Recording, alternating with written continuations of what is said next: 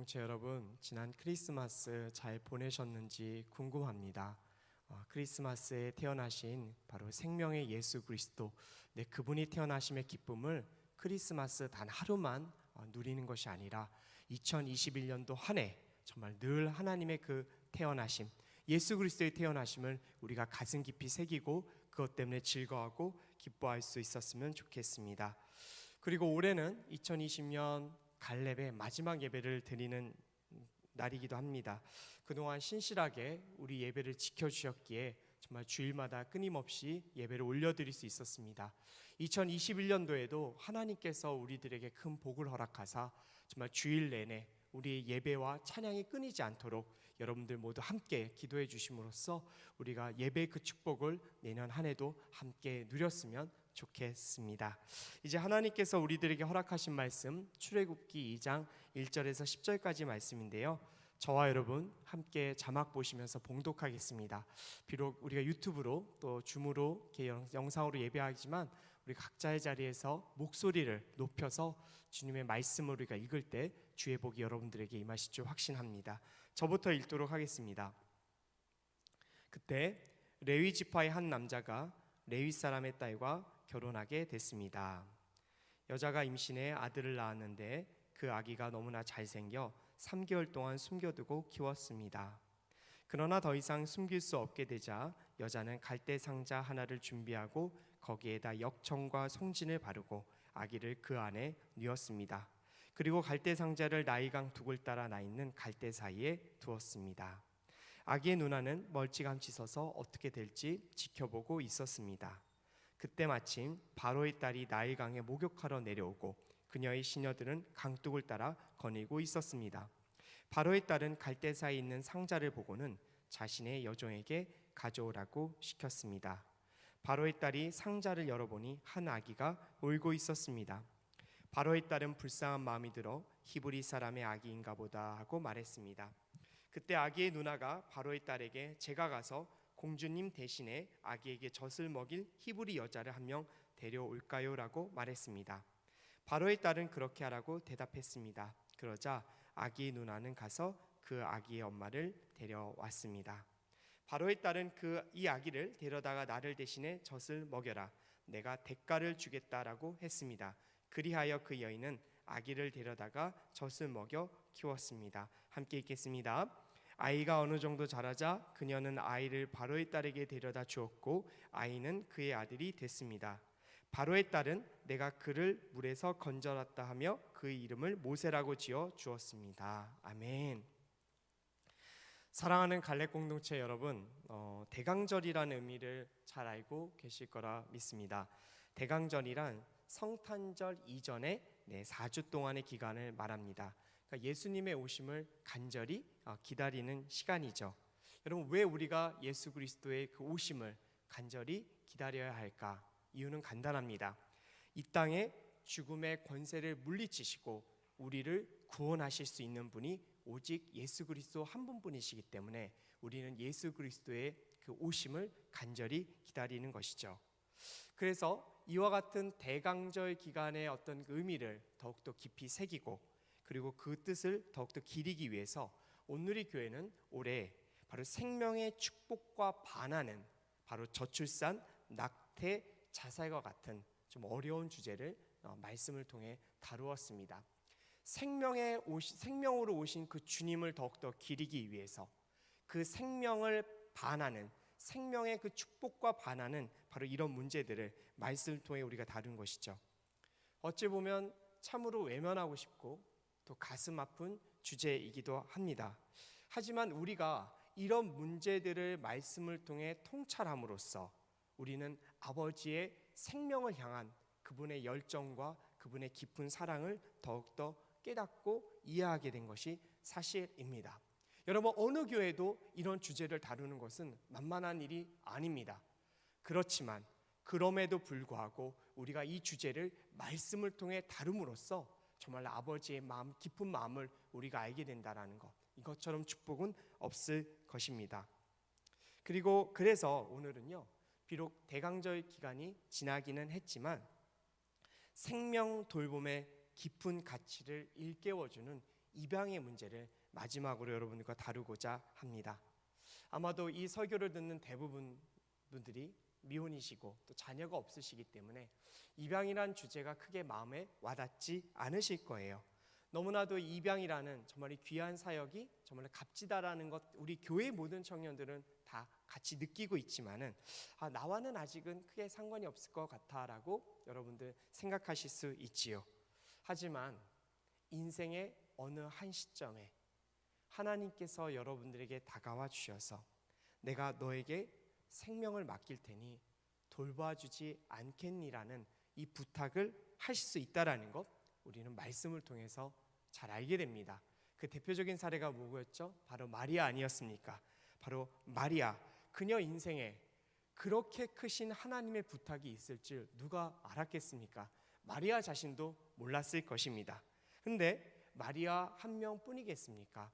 우리 주변에 많은 성도분들이, 평신도분들이, 그리고 또 목회자들이 알게 모르게 이런 입양을 실천하고 있는 것을 우리는 보고 있습니다. 그렇기 때문에 오늘 이 입양의 주제를 너무 멀게만 느끼지 않으셨으면 좋겠어요. 한 번쯤 나의 인생 가운데 주님께서 이런 부탁을 하실 수도 있다라는 좀 마음의 어떤 준비를 좀 하고 이 말씀을 좀 들으신다면 주님의 마음, 그 아버지의 마음을 더욱더 깊게 느끼시게 될 것입니다. 자, 그러면요, 먼저 이 메시지를 다루기 전에 입양에 관한 짧은 영상을 한 편 보시도록 하겠습니다. 나 5살인데? 똑똑해요, 이슬이가. 또래에 비해서 좀 똑똑하고 예민하고. 나 그것만 싫다. 이는 정말 돈 주고도 못 사는 표정을 가지고 있고요. 뿌리다.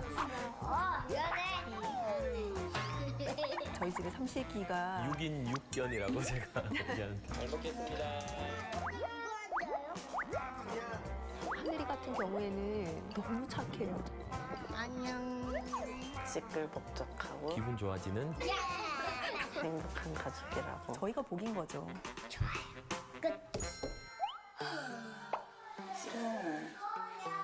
수리는 이렇게 예쁘니 우리 낳아주신 천사님하고 엄청 예쁘게 생기셨습니다. 우리는 입양 가족이고요. 저희 딸 둘이 베이비박스 아이들인데 무용고 아동이었습니다. 결혼을 하자마자 아이를 많이 낳게 될 줄 알았거든요. 근데 임신이 계속 안 되는 거예요. 우리는 부모가 되어줄 수는 있는데 한 살이라도 더 젊었을 때 한 아이에게라도 더 부모가 되어주고 싶은 마음.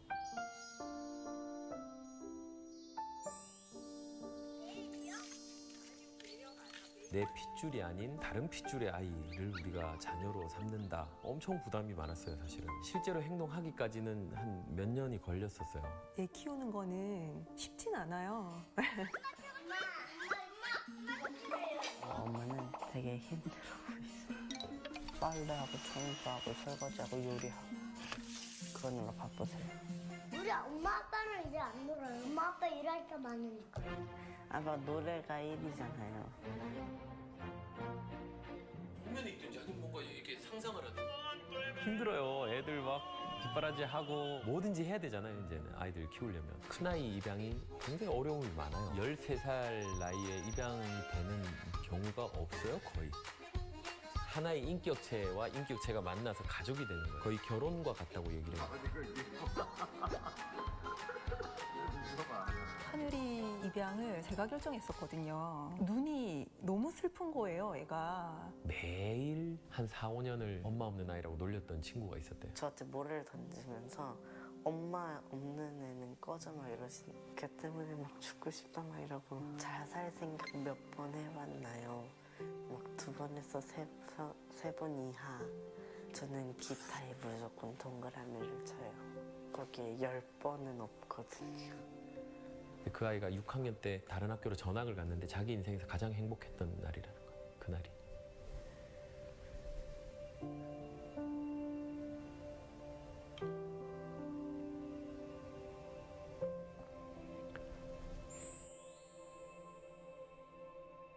너무 많이 울어서 이모들이 맨날 울지 말라고 그만 울라고 운다고 해결되는 거 없다고 늘 아이한테 그렇게 얘기해줬고 근데 자기 스스로 울어도 해결되는 게 아무것도 없으니까 삭히는 훈련을 했어요, 얘가. 참을성이 굉장히 많아요. 다행이라고 자살은 하질 않았잖아요. 잘했다고. 이제 잘 살아보자고 그러지.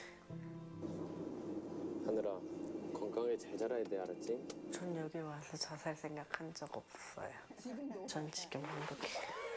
즐거운 일 있을 때, 슬픈 일 있을 때 나눌 수 있는 가족이 있다라는 거는 너무나 가치롭고 좋은 일이잖아요. 근데 힘든데 뭐하러 입양하냐. 돈 많아? 이렇게 물어봐요. 그런데 베이비박스 아이들 1,500명이 벌써 넘었고 거의 입양이 되지 않고 지금 보육원에 지내고 있어요.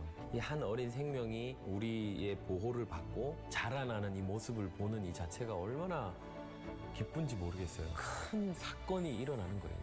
그런 가치, 영혼을 살리는 일, 다음 세대를 구원하는 일, 평생을 두고 한 아이를 복음으로 전도하고 변화시키는 일이잖아요. 입양은 선교다. 그리고 나는 입양 선교사. 이제 성악가 강래우가 아니라 내 삶은 아버지. 엄마란 자리가 필요하면 당연히 해야 된다. 마땅히 해야 된다. 누구도 가보지 않았던 길이고 한번 가보는 거예요. 나 다섯 네, 영상을 보신 여러분들의 마음 어떠십니까? 네, 저는 마음이 아주 따뜻해집니다. 그리고 입양을 해서 정말 4명의 아이를 키우시는 저 부모님들의 그 희생에 정말로 마음 고개가 숙여집니다. 그런데 며칠 전 저는요, 이 CGN TV에 지금 나온 이 두 분, 강래우, 이지민 집사님의 다른 영상을 본 적이 있습니다. 그때 영상의 주인공이신 이지민 집사님이 눈물을 흘리시면서 이런 고백을 하셨었습니다.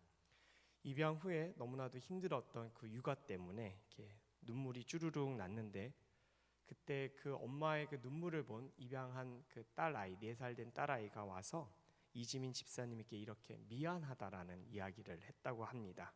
여러분, 몇 살짜리? 4살짜리 여자아이가 자기를 입양해준 엄마한테 가서 미안하다라는 이야기를 했다고 합니다.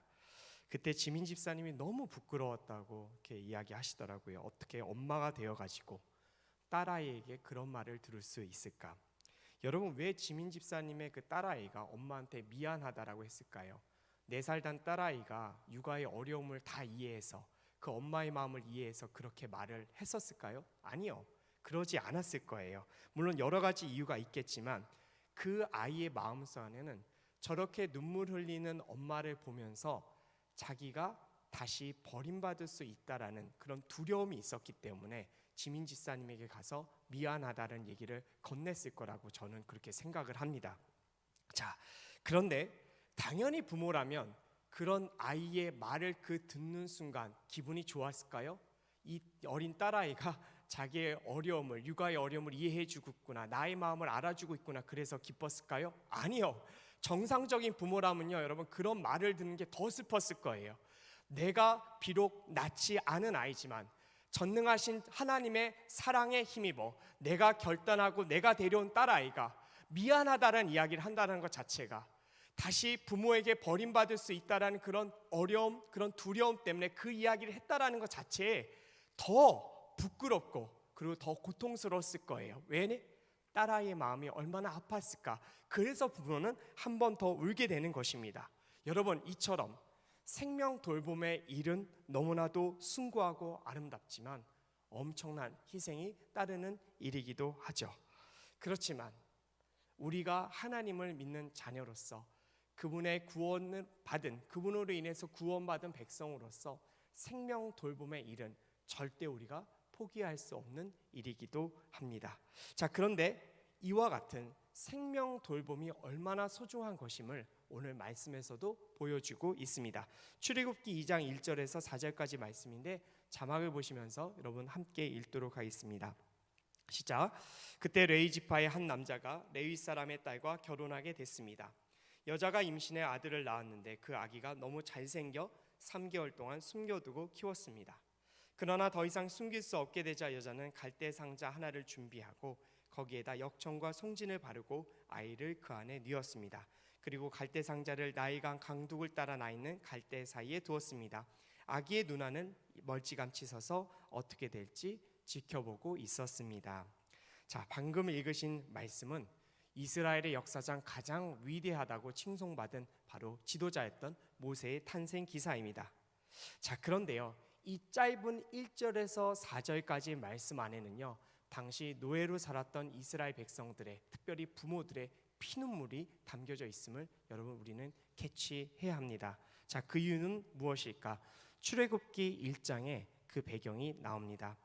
애굽에 이주한 야곱의 가족들, 그들은 바로 총리였던 그 요셉으로 인해서 잘 정착하게 되죠. 풍요로운 땅에 정착을 합니다. 그리고 번성하기 시작합니다. 여러분, 왜 번성했을까요? 물론 요셉의 돌봄이 있었겠지만 그보다 더 컸던 것은 바로 아브라함과 약속하신 그 하나님의 언약, 바로 너희들의 백성, 바로 너의 자녀들을 정말 바닷가의 모래알처럼 정말 수많은 사람들이 있을 수 있도록 내가 너를 축복하겠다라는 그 하나님과 아브라함의 언약이 실천됐기 때문에 바로 애굽 땅에는 이스라엘 백성들이 정말로 많이 번성하게 됩니다. 자, 그렇지만 악은 생명의 번성을 싫어합니다. 특별히 악은요, 하나님의 자녀들의 번성을 극도로 싫어합니다. 그런데 이 생명 번성을 싫어하는 사탄은요, 타협하지 않아요. 여러분, 사탄은요, 생명을 적당히 괴롭히고 놓아주는 법이 없어요. 여러분, 악의 목표는 생명이 죽는 것입니다. 사망에 이르게 하는 것입니다. 그래서 여러분, 악은요, 절대로 타협할 수 있는 존재가 아니라는 것을 우리는 알아야 합니다. 자, 이 사탄은요, 이집트 왕을 현혹합니다. 바로 그의 마음을 이용해서요, 이스라엘 백성들을 혹사시킵니다. 그리고 끝내는 그 왕을 통해서 어떤 결정을 내리게 하는가? 이스라엘 민족의 갓 태어난 남자 아이들을 죽이라는 명령을 내리게끔 합니다. 바로 남아들을 학살하라는 그 명령을 내린 것이죠. 여러분, 이스라엘 백성들 간의 그 안에서 태어나게 되는 남자 아이들을 다 죽이라는 명령은 무엇을 뜻하죠? 이스라엘 전체를 모두 죽이겠다는 이야기입니다. 더 이상 그 자손들이 생겨나지 않도록 하겠다라는 정말로 악한 왕의 결단이죠. 이 끔찍한 명령을 내린 사람이 누군가? 바로 투트모스 1세라는 애굽의 왕이었습니다. 그는 남아들이 태어나면 모두 다 나일강에 던져버리라고 명령을 하지요. 이것이 바로 마귀의 실체입니다. 죽음이 갖고 있는 본질적인 모습입니다. 로마서 13장 1절에는요, 다음과 같은 말씀이 기록되어 있어요. 각 사람은 위에 있는 권세들에 복종하십시오. 무슨 권세든 하나님께로부터 오지 않은 것이 없고 이미 권세는 다 하나님께서 세우신 것입니다. 여러분, 하나님께서 권세를 허락하십니다. 그러나 때때로 우리는 그 권세들이 내리는 명령들에 대해서 분별해야 됩니다. 특별히 하나님의 최고의 가치를 갖고 있는 성도들은 더욱더 분별해야 될 줄 믿습니다. 통치권자들의 명령이 만약 하나님의 창조 질서에 반하고 생명을 사랑하시는 그분의 마음을 짓밟는 명령이라면 이때 우리 성도들은 결단을 해야 합니다. 누구의 길을 따라야 할 것인가? 저는 예수 그리스도를 믿고 구원을 받은 자녀로서 그리고 목회자로서 분명히 말씀드립니다. 여러분, 정부의 명령이 하나님께서 주신 창조 질서를 어지럽히고 그리고 주님께서 주신 그 생명을 다 죽이는 일에 정말로 쓰여지는 것이라면 우리는 정부의 길이 아닌, 정말 권세자들의 명령이 아닌 하나님의 생명의 길을 선택하고 당연히 그 길을 걸어가야 될 줄 확신합니다. 독일의 보네포 목사님이란 분이 계셨습니다. 헬무트 틸리케라는 목사님이 계셨습니다. 이 두 분 모두 신실한 주님의 종들이었고 목사님들이었습니다. 그러나 나치 정권에 반대했습니다. 유대인들을 학살하는 히틀러의 정책에 강력하게 비판했고, 이 목사님 두 분은요, 어느 정도까지 결단을 했느냐면 바로 히틀러를 제거하는 바로 작전에까지 참여하셨던 분들이 바로 이 두 분이셨습니다. 교육자의 신분이지만 죽음의 권세에 한 것이죠. 여러분, 물론 여기에는요, 엄청난 용기가 필요해요. 죽음과 맞서려면요, 생명을 지키기 위해서는요, 때로는 우리의 생명을 버리겠다라는 결단까지 해야 합니다. 왜 그런 줄 아세요? 생명이 너무 소중하기 때문에 그래요. 생명의 가치와 바꿀 수 있는 게 이 땅에 아무것도 없기 때문에 생명을 대신하기 위해서, 생명을 지키기 위해서 우리의 생명값을 내어 놓아야 할 때도 있다라는 사실을 우리 크리스천들은 알아야만 합니다. 그래서 예수님께서 우리들에게 그 생명의 값을 치름으로써 우리의 생명을 보존시켜 주신 것이죠. 자, 이와 같은 용기, 정말로 그 왕의 명령, 그 생명을 죽이라는 왕의 명령에 모세의 아버지였던 아므람과 어머니 요게벳은요, 모세의 정말 용모를 보고 애굽의 그 왕의 명령에 정말 동참하지 않고 거역합니다. 그래서 3개월 동안 이 모세를 지켜가죠. 자, 말씀해 보시면요, 그 모세의 부모가 아이의 잘생김을 보고 아이를 지켜냈다라고 하는데, 사실 여러분 갓 태어난 아기가 뭘 잘생겼겠어요. 여러분 갓 태어난 아기 쭈글쭈글해요. 절대 예쁘지 않아요, 여러분. 그런데 그 아기가 왜 잘생겨 보였을까? 하나님의 눈으로 보았기 때문에 그래요. 전능하신 그 사랑의 하나님의 눈으로 보니 그 어린 생명이 너무나도 존귀하고 아름답게 보였던 것이죠. 하나님을 경외하는 부모라면 어찌 하나님께서 주신 그 선물인 그 자녀를 나의 강에 갖다 버릴 수 있겠습니까? 젖을 먹이고 기저귀를 갈고 그리고 품에서 새근새근 자는 그 생명이 너무 불쌍했기에 그 부모들은 결단코 그 명령을 따를 수 없었던 것이죠. 제가 예전에 한번 말씀드렸을 거예요. 자녀를 낳고 기르니까요, 제 자녀의 나이대에 준하는 아이들이 길에서 지나가면 그 아이들이 정말 눈에 계속 밟혀요. 여러분 가끔 길 지나가다 보면요, 이제 부모들이 잠깐 방심을 하면 어린 아이들이 막 뛰어놀고잖아요. 근데 갑자기 도로에 뛰어들 때도 있고요, 위험한 행동을 할 때가 있어요. 그럴 때 보면요, 너무나 가슴이 타들어가요. 그래서 저도 아빠니까 내 사랑하는 아들, 딸이 생각나서 그런 행동을 하는 아이들이 있으면 그냥 그곳으로 뛰어갈 때가 있어요. 지켜주고 싶으니까요. 한 몇 달 전인가 한 지방 고속도로, 우리 한국에서 있었던 일이에요. 유치원 승합버스가요, 지방 고속도로 터널에서 뒤집힌 적이 있어요. 전복된 사건이 있었어요. 그때 여러분 우리 한국 분들 정말 장난 아니에요. 다 차를 세우고요, 뒤에서 트렁크에서 연장을 다 하나씩 빼어든 거예요. 어떤 분은 골프채, 어떤 분은 망치 막 다 뛰어들고, 부모들이 뛰어와서 그 승합차 유리 창문 다 깨고요. 그래서 거기 있는 유치원의 아이들 모두 다 구출해내는 사건이 있었어요. 여러분 그 가운데 분명히 어린 자녀들의 아빠가 있었을 거예요. 사고 차량에서 울고 불며 고통스러운 그 아이들을 보니까 자기 자녀들의 모습이 생각난 것이죠. 그러니까 뛰어 들어간 거예요. 뭐 위험이고 이런 거 아무 상관없이 그냥 바로 그 자리에서 다 뛰어 들어가서 아이들을 구해낸 것이죠. 여러분 이것이 바로 아버지의 마음, 그리고 진짜 하나님을 사랑하는 모든 사람들이 갖고 있는 형상을 갖고 있는 모든 이들의 마음이에요. 자, 그런데요, 모세의 부모도 어떤 상황이 되니 여러분 한계에 이르니까 아이를 더 이상 지킬 수가 없게 돼요. 여러분 그 아이만 지킬 수 있었다면 아마 더 버티고 왕의 명령을 거역했겠죠. 하지만 한 아이의 생명을 지키다가 나중에는요, 그 이스라엘 백성 전체가 위험에 빠질 수도 있잖아요. 왜 명령을 거스렀냐라고 집단으로 학살할 수도 있었기 때문에 더 이상 아이를 지킬 수 없게 돼요. 그러자 어떻게 됐습니까? 바로 모세의 어머니는요, 갈대 상자를 만듭니다.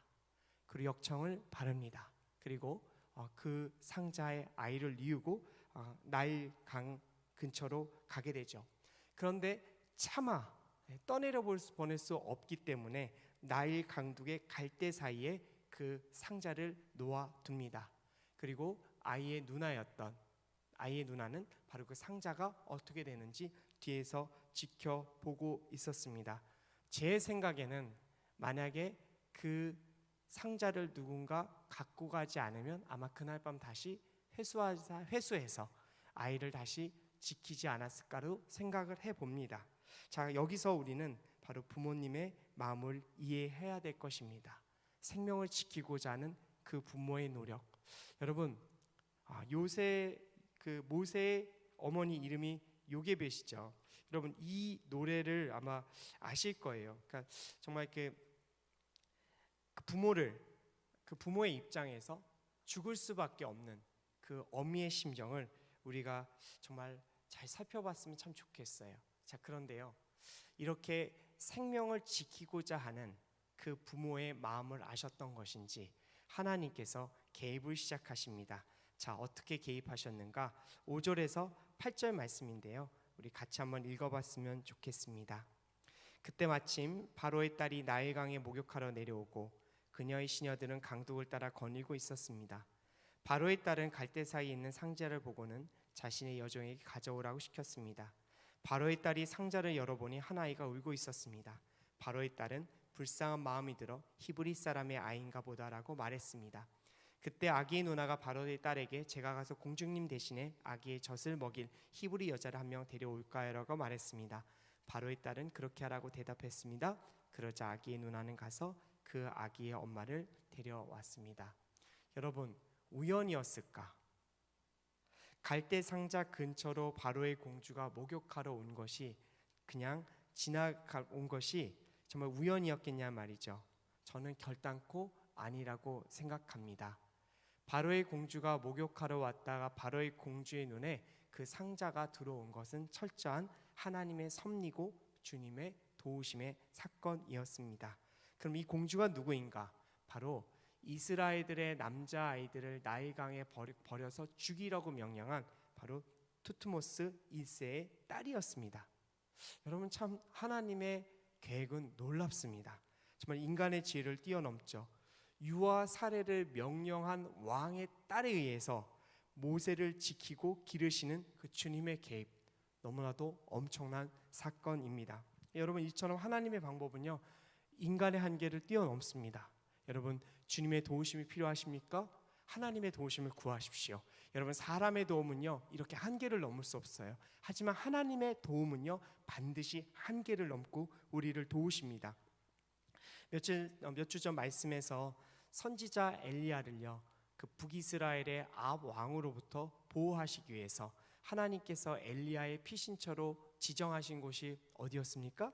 바로 어디였는가? 바로 우상 숭배의 본거지인 시돈 땅이었습니다. 여러분, 우상 숭배의 본거지예요. 그 본거지에 여러분 바로 하나님의 사람을 보냅니다.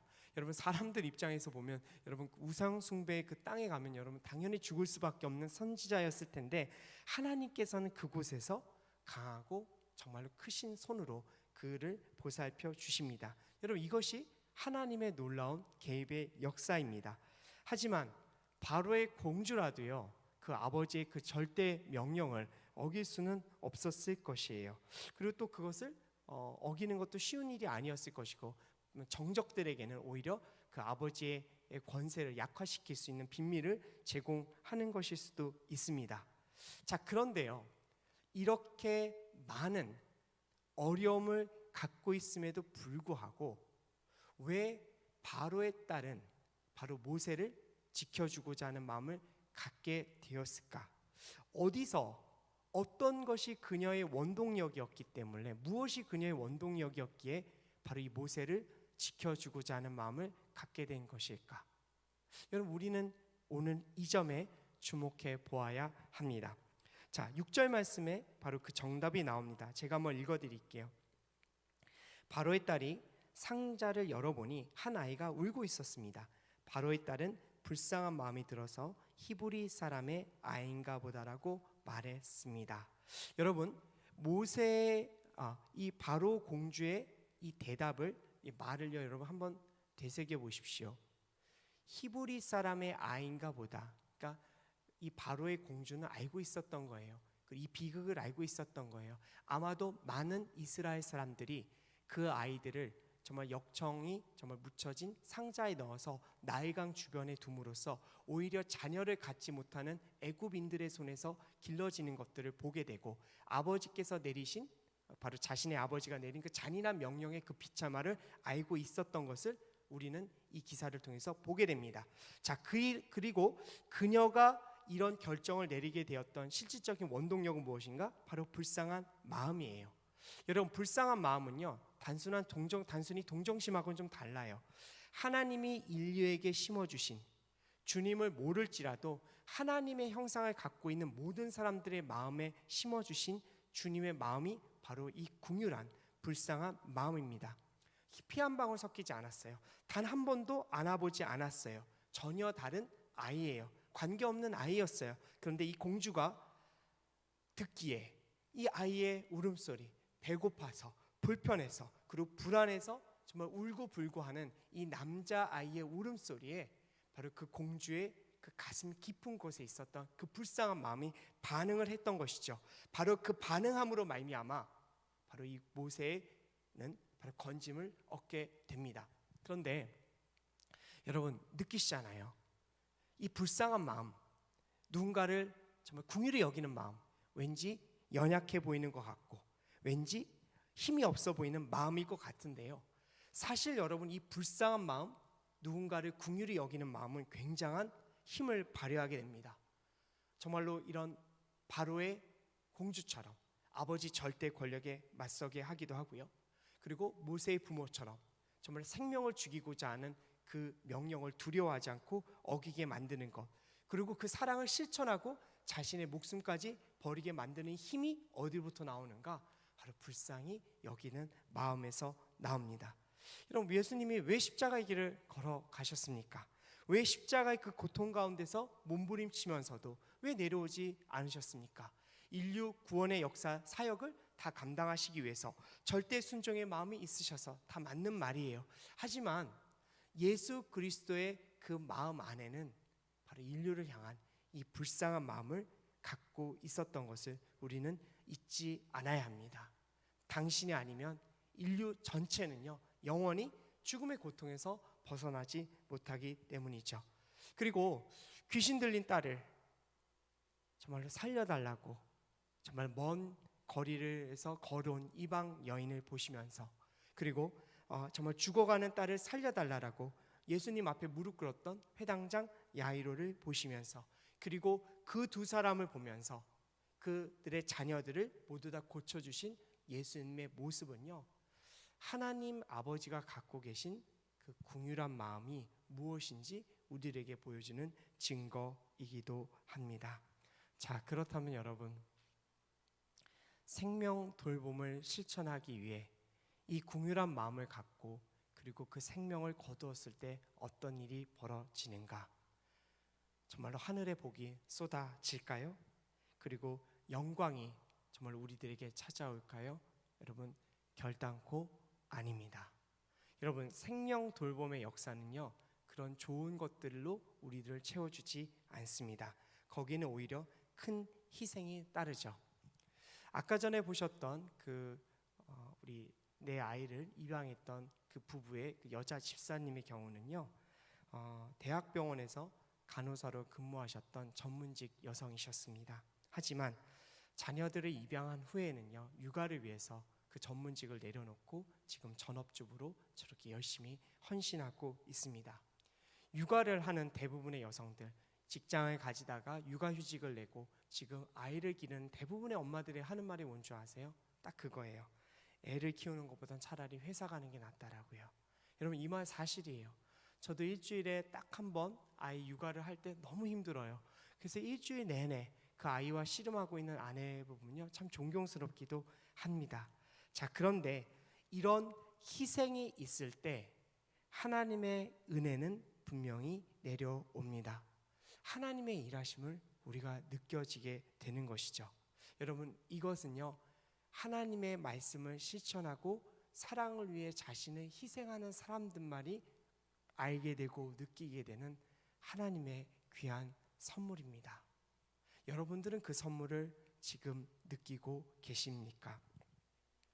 자, 이렇게 하나님의 사랑을 실천할 때요, 하나님께서 주시는 은혜는 무엇인가? 바로 순적함입니다. 우리는 할 수 없다고 느꼈는데 하나님의 방법으로 일이 되어져 가는 거예요. 마치 물 흘러 가듯이. 자, 말씀을 통해 확인하고자 합니다. 7절에서 9절까지 말씀인데요, 제가 한번 읽어드릴게요. 그때 아기의 누나가 바로의 딸에게 제가 가서 공주님 대신에 아기에게 젖을 먹일 히브리 여자를 한 명 데려올까요? 라고 말했습니다. 바로의 딸은 그렇게 하라고 대답했습니다. 그러자 아기 누나는 가서 그 아기의 엄마를 데려왔습니다.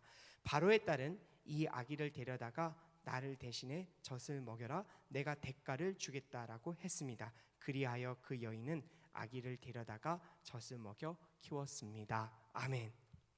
자, 생명 돌봄을 위해서 목숨을 걸었던 모세의 아버지 어머니. 자, 그런데요, 그렇게 노력한 그 부부에게 하나님은 어떤 은혜를 주셨나요? 네. 애굽의 최고의 권력을 갖고 있었던 바로 그 절대 권력자의 바로 공주, 하나밖에 없는 무남 동료를 바로 모세의 보호자로 세워 주십니다. 엄청난 일이죠. 그리고요, 자신도 모르게 하나님의 역사에 동참해서 생명 돌봄의 일을 행하게 되었던 그 공주에게는요, 하나님께서 어떤 순적함을 주셨을까요? 네. 바로의 공주 입장에서 아이를 기르고 싶은데, 여러분, 아이를 데려갈 수 있을까요? 궁에 데려갈 수 있을까요? 그럴 수 없었을 거예요. 기르고는 싶은데 어떻게 해야 될까? 입양을 해야 되는데 어떻게 이 아이를 키울 수 있지라는 그 짧은 고민 가운데 하나님께서는 바로 어떤 대답을 주셨는가? 바로 아이의 생모를 정말 유모로 얻게 되는 축복을 허락하십니다. 여러분, 생명을 유모를 구했다는 게 뭐예요? 그 유모에게 생명을 맡기는 것이잖아요. 요즘같이 험한 세상 가운데 여러분, 정말 아이를 돌봐줄 수 있는 좋은 이모님 구하는 게 얼마나 복인지 여러분들 나중에 아시게 될 거예요. 여러분, 보통 일이 아니에요. 그런데요, 지금 바로의 공주는요, 생명 돌봄의 역사에 동참을 하니까 하나님께서 그 걱정을 딱 덜어주시는 거예요.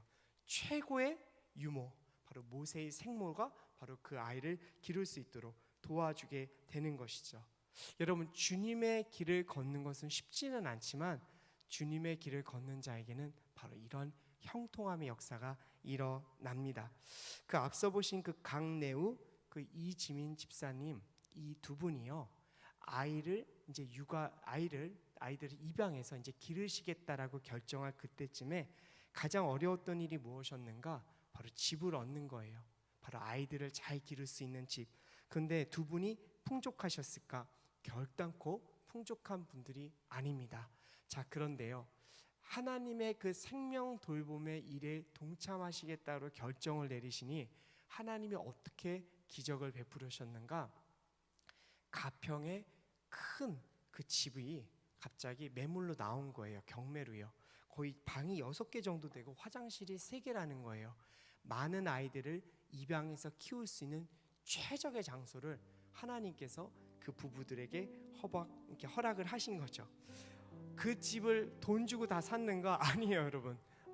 그럼 이제 그 부부 네 분이 그럴 만한 돈이 없었다고 하더라고요. 그런데 그해 경기도의 어떤 특별한 법으로 인해서 정말 대출을 좀 받아서 이자만 내면 그 집에서 살 수 있도록 어떤 좀 조치를 받으셨다라고 이렇게 감사의 고백을 하더라고요. 생명 돌봄의 길을 가니까 하나님께서 이렇게 순적한 형통의 길을 허락하신 것을 우리는 보게 됩니다.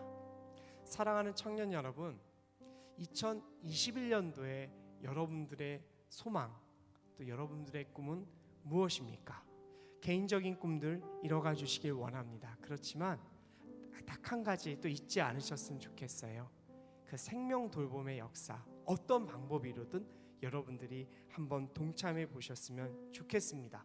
그러면 주님의 형통이 여러분들의 이 마음을 느껴지시게 될 거예요. 자, 한국은요, 굉장히 부를 많이 쌓은 나라가 되었습니다. 문화적 영향력도 큽니다.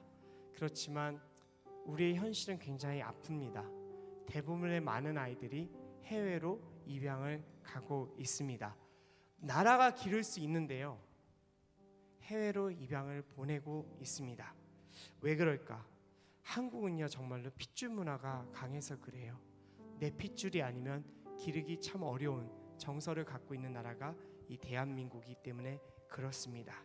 자, 그러기 때문에 오늘 이 말씀을 함께 듣고 나는 여러분들 모두가 인생의 어느 한 시점에서 하나님께서 우리들에게 찾아오셔서 이 아이를, 지금 내가 품고 있는 이 아들과 딸을 나를 대신해서 키워줄 수 있는 누군가를 찾고 있는데 혹시 도움을 줄 수 없겠니라는 이런 물음을 받았을 때 우리가 바로 오늘 말씀을 기억하면서 하나님, 제가 그 필요를 채워드리겠습니다. 하나님 아버지를 대신해서 주께서 맡겨주신 생명을 제가 길러보겠습니다라는 그 믿음의 결단을 여러분들이 만나시게 될 미래의 배우자와 함께 한번 결단해 보시면 어떠시겠습니까? 저희 부부도 가끔씩 입양의 문제를 이야기하곤 합니다. 아주 어린아이를 입양한 것이 아니라 뭔가 좀 더 우리 선에서 우리가 가능한 수준에서 아이를 기를 수 있는 방법 없을까? 네, 저희 부부도 고민해보고 있습니다. 사랑하는 우리 갈렙 청년 여러분, 생명 돌봄의 역사에 우리가 동참하로 말미암아 하나님의 그 놀라운 은혜를 경험해 볼 수 있었으면 좋겠습니다. 이 시간 메시지를 갖고 함께 기도하길 원합니다.